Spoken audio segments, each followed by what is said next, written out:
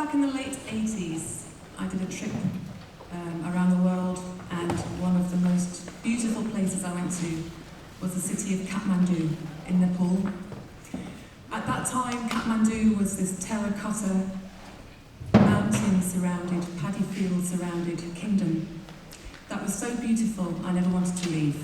And the only sounds were the sounds of people and the clip-clops of cows. About 4 years ago, I took my two oldest kids, who were then 18 and 17, back to Kathmandu because I wanted to show off this most beautiful place that I'd ever been to. And as the aeroplane flew into Kathmandu Valley, I didn't recognise it. You couldn't see the mountains. It was just one big concrete sprawl and smog. And when we were in the town centre, most of the time we had to go back to the hotel because of the pollution. I didn't want to sound like some of those tiresome travellers that you got in the 60s, who, when I was travelling in the 80s, would say things like, "Oh man, back in the 60s it was just so cool," because they were irritating. So I didn't want to say to my kids, "Back in the 80s it was so cool," but it was awful. They didn't know how awful it was for me, and I kept my heartbrokenness to myself.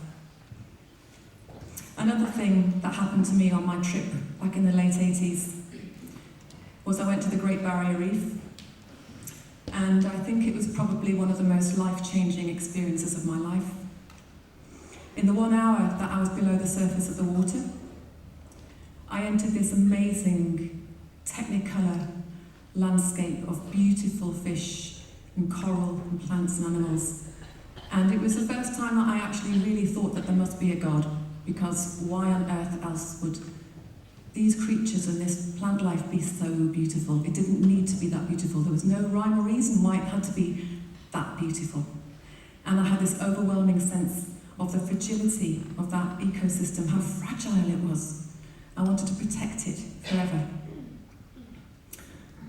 I'm hoping to go back to Australia this Christmas with my youngest child, who's now 14, and what I wanted to do was show her the Great Barrier Reef, until I found out that 2/3 of it has died. It died in the space of 2 weeks in 2017. And that's all it took for thousands of square miles of coral reef to become acidified and die. And it will never recover unless we have about 25 years of no more warming of the oceans, and that's not likely to happen. So 2 weeks ago, last month, I was part of the Extinction Rebellion protests on Wall Street. I'm not here to do a political rant, and I'm sure some of you were inconvenienced at the time, but that's how desperate we got. And what was most beautiful about that wasn't just the cause we were fighting for and singing for. It was the fact that in that moment, in that week or two, people came together in solidarity with a common cause, and they looked out for each other, and they cared for each other. They have a whole department of well-being, of people who would go to the police stations and welcome them when they came out, legal observers to make sure that they were treated properly by the police. It was so well organised. And when I went back to Totnes, where I live, we had a homecoming gathering. And the people who were there said that one of the most important things that had come out of that protest was the sense of looking after each other. And when they got back to Totnes, it carried on. One man said that he'd had a lifelong feud with his neighbour.